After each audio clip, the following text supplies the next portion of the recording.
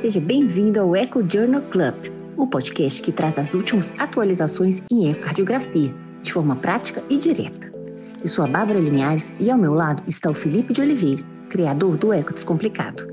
Juntos, exploramos os artigos científicos mais relevantes e aprofundamos o conhecimento em imagem cardiovascular.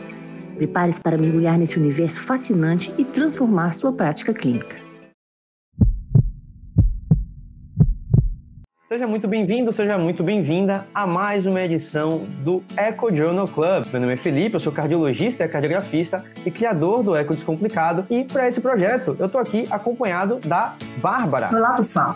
Eu sou a Bárbara Linhares Landesic, sou cardiologista e cardiografista do Hospital Biocor Redditor, em Belo Horizonte, e sou criadora do podcast The EcoCast, que trazemos atualizações em cardiologia e ecocardiografia para vocês. Tenho certeza que, na nossa especialidade, sempre há algo que a gente pode aprender uns com os outros. Então, espero que esse seja um momento enriquecedor para todos nós. Esse é um projeto que tem por objetivo trazer aí as principais publicações das revistas mais relevantes para o nosso universo aqui da cardiografia, tentando trazer essas publicações de maneira mais acessível para você que faz eco no seu dia a dia. Tenho certeza que isso vai te ajudar também a fazer eco com mais segurança, então acompanha a gente para se aprofundar no universo da cardiografia e seguir se mantendo atualizado.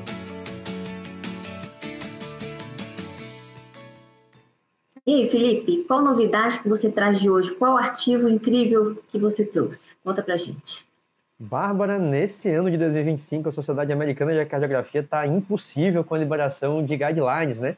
Já foram algumas diretrizes novas publicadas aí no ano de 2025 e hoje eu trago mais uma para a gente poder discutir aqui nessa edição do Echo Journal Club, né? Essa é uma diretriz que, queira ou não, a gente não vai ter muita chance de fazer ou implementar na nossa discussão de casos, então achei que fazia sentido a gente trazer para comentar aqui, fazer alguns comentários sobre essa diretriz, que é uma diretriz de laudos ecocardiográficos, publicada aí recentemente pela Sociedade Americana de Cardiografia.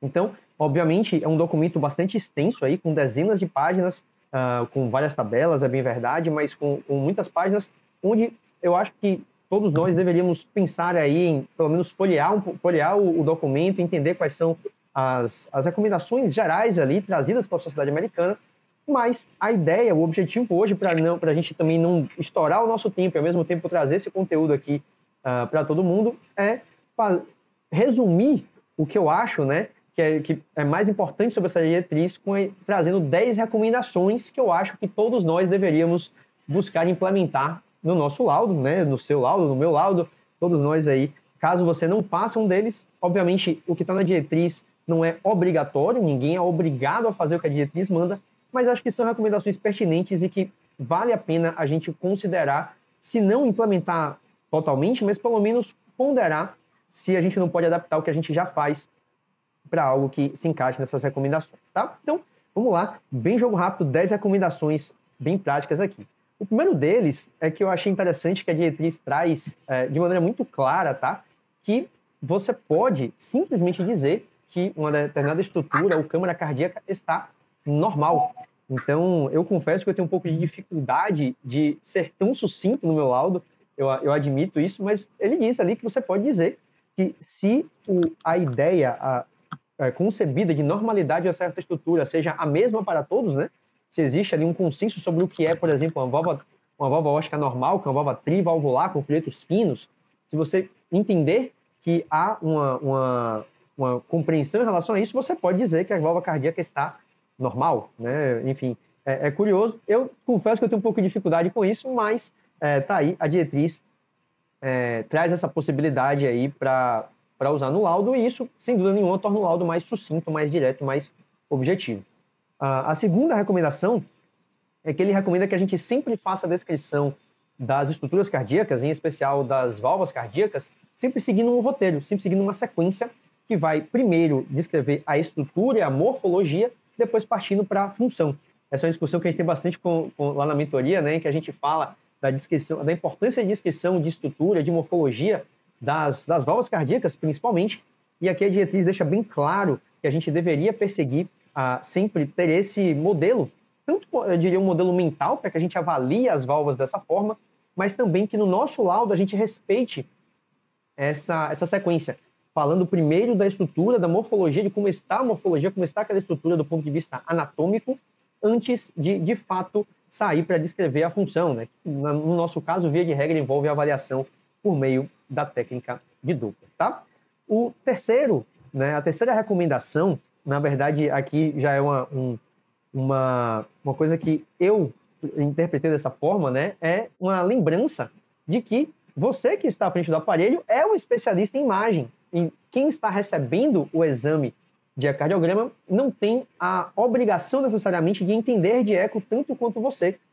E ainda que ele não entenda, não tem por que ele aprender ecocardiograma através de você, através do seu laudo.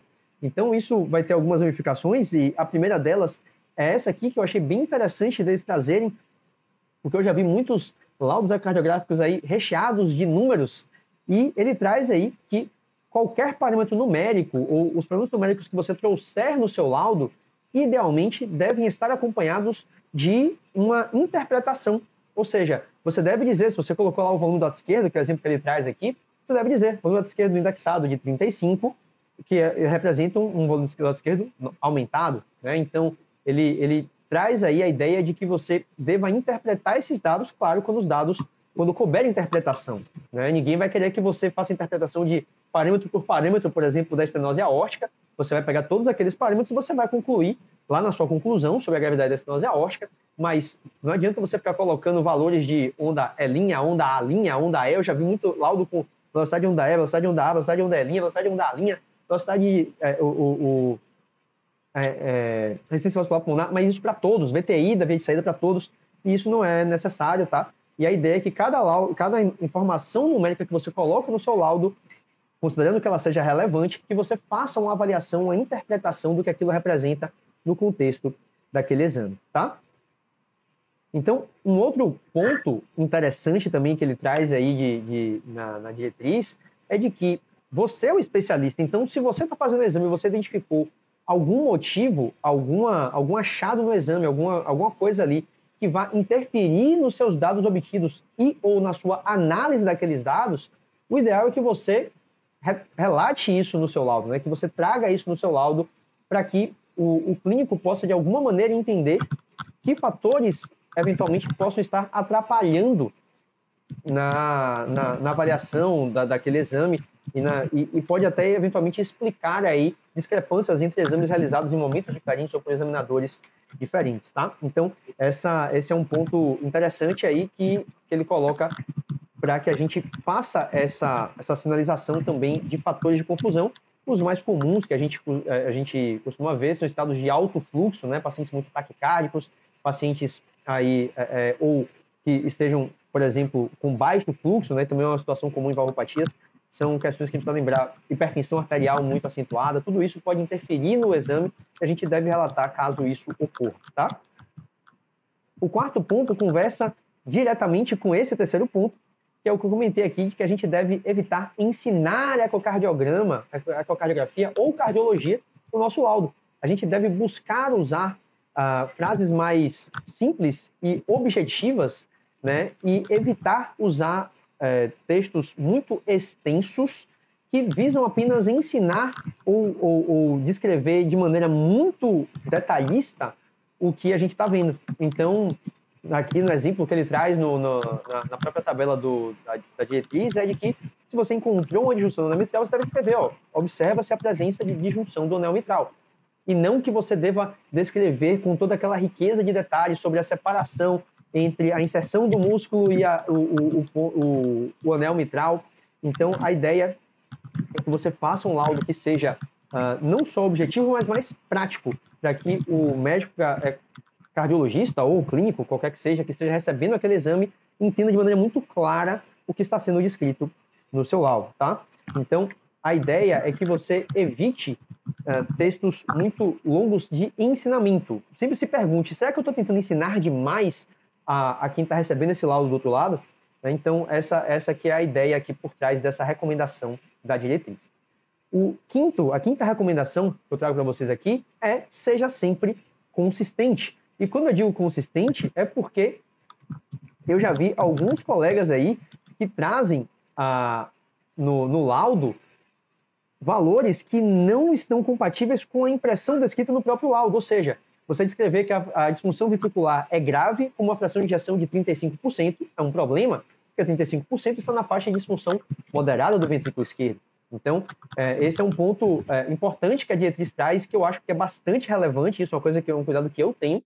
Então, aqui ele traz o exemplo, né, de um laudo descrevendo 3 frações de ejeção obtidas por métodos diferentes, uma pelo 3D, outra pelo Takos e outra pelo Simpson, e cada um num valor ali, no intervalo de gravidade diferente. Isso é algo que a gente deve, sem dúvida nenhuma, evitar, para que o nosso laudo seja consistente. Os dados numéricos devem ser consistentes com o que a gente está descrevendo no nosso laudo do ponto de vista descritivo, né? Então, os seus parâmetros precisam concordar com a sua conclusão, com a sua interpretação daqueles achados. E aí, ele é muito claro, tá? No texto, de que caso você tenha valores discrepantes, você deve evitar citá-los no seu laudo de maneira desnecessária, ou, ao menos, trazer um motivo por que esses laudos estão discrepantes com a sua impressão, tá? O 6º ponto, né, que eu achei interessante na diretriz, é de que a graduação das patologias ela é obrigatória. A graduação das patologias ela é obrigatória, aqui, principalmente as patologias valvares, né? Então, ele traz aí que a gente deve seguir a recomendação de descrição, né, no inglês é mild, moderate, severe. Em português, a gente tem uma dificuldade maior de escolher o termo mais adequado para essa tradução, mas basicamente a gente ficaria entre leve, moderado e grave, ou grau discreto, moderado ou grau importante. E a gente deve tentar usar essa divisão nos nossos laudos e evitar ficar em cima do muro. Sobretudo para as lesões as lesões estenóticas, dizer que você tem uma valvopatia que é moderada a grave não está ajudando ninguém com o seu laudo. Você está ali ficando em cima do muro e, com isso, você acaba atrapalhando a interpretação daquele exame. Então, classificações como leve, moderada grave devem ser usadas nas lesões regurgitantes, principalmente quando necessário, de maneira muito esporádica. Então, se você perceber que você está usando isso mais de uma vez no dia, né, na sua agenda, ou se você teve muitos casos na sua semana em que você está laudando sempre moderada, grave, leve, moderada, talvez você esteja exagerando na dose aí do uso dessa terminologia, que muito provavelmente deveria ser usada para casos muito pontuais, onde realmente você teve dificuldade com os parâmetros objetivos de concluir sobre aquela avaliação, tá? Agora, outro erro também que eu vejo acontecer na prática é que a gente não deve graduar se não houver um ponto de corte bem definido. Então, se você não tem na literatura, em diretrizes ou na literatura mais ampla aí usada, mais amplamente utilizada, valores de corte para você definir o espectro de gravidade, então não gradue. Isso acontecia muito com a hipertensão pulmonar, né? Até a publicação da diretriz mais recente de avaliação do coração direito, que parcialmente resolveu essa questão, já que a gente não tinha nenhuma recomendação de graduação da hipertensão pulmonar a partir dos valores de PSAP, e o mesmo acontece para dilatação da aorta, né, onde a gente não tem valores de corte para definir o que é uma dilatação leve, moderada ou grave, mas ainda assim, muitos colegas insistiam em graduar aí no seu laudo. Agora, tem um detalhe interessante, tá? Ele traz uma exceção ou a possibilidade de você não colocar no seu laudo essa graduação, caso você tenha uma padronização. Ou seja, se você, em conjunto com os outros ecocardiografistas do seu serviço, seguirem um mesmo padrão para determinar aquela gravidade, isso foi estabelecido conjuntamente, você pode sim ter ali os valores de corte, mesmo quando as diretrizes não trazem essa recomendação, mas é muito, muito, muito importante que você entenda que isso é algo que está incorporado no seu serviço e que não necessariamente vai ser aplicado fora da sua realidade, tá? Inclusive com potencial repercussão para o paciente que pode chegar ali em outro lugar e eventualmente ter um laudo diferente do que você trouxe, tá certo? O 8º ponto que a diretriz traz, que eu achei interessante, é de que ele recomenda que você faça uma análise evolutiva dos achados sempre que for possível, ou seja, compare com exames anteriores. É claro que isso não é possível para boa parte das pessoas que estão fazendo um ecocardiograma ali num cenário ambulatorial, onde você não tem acesso necessariamente a exames prévios do paciente, mas aqui fica a recomendação de maneira explícita de que se você tem acesso a exames anteriores e que você sabe que o paciente tem uma função ventricular, por exemplo, com fração de ejeção de 30%, você fez o exame e você encontrou 40%, é importante que você diga, olha, em comparação com o exame realizado no dia 30, no mês de janeiro de 2024, houve uma melhora da função ventricular, agora com a fração de ejeção estimada em 40%. Mostrando primeiro que você está atento à evolução do paciente, que você sabe que houve uma mudança e que ainda assim você acredita que houve uma modificação naquele parâmetro, tá? Inclusive, ele traz que essa recomendação, que essa evolução, que essa descrição evolutiva sinalize de onde você tirou a informação. Ou seja, se você viu somente a conclusão de um laudo antigo, se o paciente trouxe o laudo antigo para você ver, se você teve acesso ao exame anterior, é claro que isso é uma nuance para algumas poucas pessoas, mas definitivamente pode ser algo interessante se você trabalha num serviço onde você repete os exames com frequência do seu paciente. Inclusive, a diretriz traz que, se você puder, e você se sentir confortável para isso, claro, que você compare com o resultado de outros métodos. Então, se você pegou aí uma ressonância de um paciente que você está fazendo eco e a ressonância deu uma fração de ejeção diferente, você faz seu comparativo, mas que você sinalize que a fração de ejeção pelo ecocardiograma foi X ou YZ. Tá? Enfim, fazendo essa comparação, tanto sinalizando como melhor ou como pior evolutiva ou em comparação com outros exames, tá certo? O número 9 também é extremamente importante, que é o cuidado com siglas e abreviações, tá? Vale destacar que o que parece óbvio para você pode não ter nenhum significado para quem está do outro lado, ou pode ter um significado completamente diferente do que você imagina que tem. Então, tenha muito cuidado com o uso de siglas. Às vezes você está colocando algo ali que você acha que é senso comum e não é.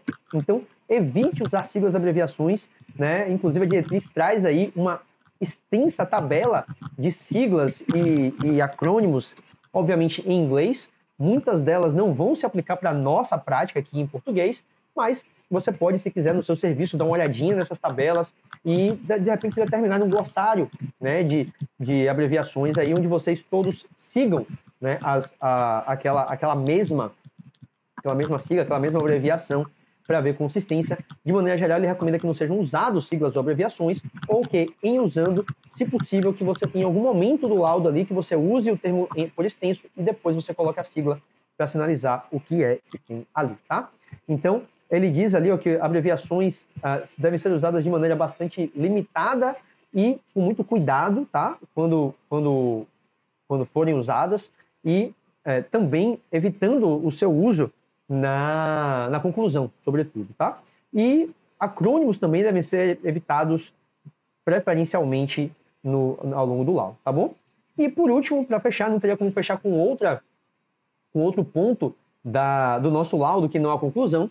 A diretriz, ela é bem direta também quando fala que a conclusão não deve ser nem longa demais e nem curta demais, tá? A conclusão não é um resumo do exame. Não é para você pegar tudo que você viu no seu exame e colocar literalmente de novo na conclusão ali com 10, 12, 15 linhas. Então, o que você deve focar é em listar os achados patológicos daquele exame, e a diretriz recomenda que ali nos achados patológicos você inclua pelo menos uma linha ali, né, sobre a avaliação da função sistólica do ventrículo esquerdo e do ventrículo direito, já que é um dado bastante importante que os clínicos, né, de maneira geral, buscam bastante esse dado. Então é importante que você faça aí um statement, é como ele usa em inglês, né, que você faça ali algum relato sobre a função sistólica na sua conclusão, mas evite fazer uma listagem muito grande na sua conclusão de achados que não têm relevância para a condução daquele caso, tá? Ele traz aqui alguns exemplos, né? Ele tem aquela tabelinha do que fazer e do que não fazer, e ele traz isso bem claro. Ele traz que você deve sempre, no caso aqui da diretriz que ele recomenda a questão evolutiva, né? Diz assim, você vai fazer pelo menos 3 elementos na sua conclusão, que é a avaliação da função ventricular, uma descrição dos achados patológicos e descrição evolutiva. Para quem faz evolutiva, né? Eu particularmente faço pouco, confesso, muito pouco. Não é comum no nosso serviço a gente fazer, talvez seja algo para a gente rediscutir, mas a ideia é que a gente descreva ali da maneira mais objetiva quanto for possível os principais achados do exame, evitando a conclusão longa demais, tá? Então, essas foram as 10 recomendações que eu achei mais relevantes trazidas por essa diretriz para melhorar o seu laudo de ecocardiograma, mais uma diretriz aplicada pela sociedade americana no ano de 2025, e que eu acho que é bem interessante para a nossa prática. E você, Bárbara, o que você achou da diretriz? Você já chegou a ler a diretriz ou não? E o que você achou dessas recomendações aí que eu trouxe para o pessoal? Bem, eu li a diretriz, a recomendação, e em resumo é aquilo que a gente sabe, mas às vezes esquece ou deixa de lado, que é o quê? Que o laudo deve ser claro, prático, consistente. A gente tem que falar da qualidade do exame, usar valores de referência entre parênteses, evitar descrições excessivas, tipo prolapso, com fluxo, com regurgitação, vindo para o lado direito, depois indo para o lado esquerdo, reduzando. Ter também a coerência entre números e o texto, graduar as patologias. Eu achei muito bom, falo de leve a moderado, né? Moderado é importante, tipo assim, o gato subiu um telhado, daqui a próximo exame eu vou dar importante. Então, isso a gente tem que tentar evitar, né? É engraçado que o óbvio precisa ser dito, né? Exato. E se o paciente acompanhar no serviço, a gente tem que tentar, mesmo sem tempo, fazer essa análise evolutiva, comparando exames anteriores e colocando isso no corpo do texto, que é muito importante, porque o paciente viu que você teve aquela atenção e aquele segmento longitudinal, né? E conclusão, concisa, poucas linhas, destacando apenas os achados relevantes, e é isso. E é simples, e assim, a gente tem que pôr em prática e ler sempre, para a gente voltar a lembrar, né? Eu adorei, foi ótimo. Lembrar do óbvio, esse que é o recado de hoje. Lembrar do óbvio.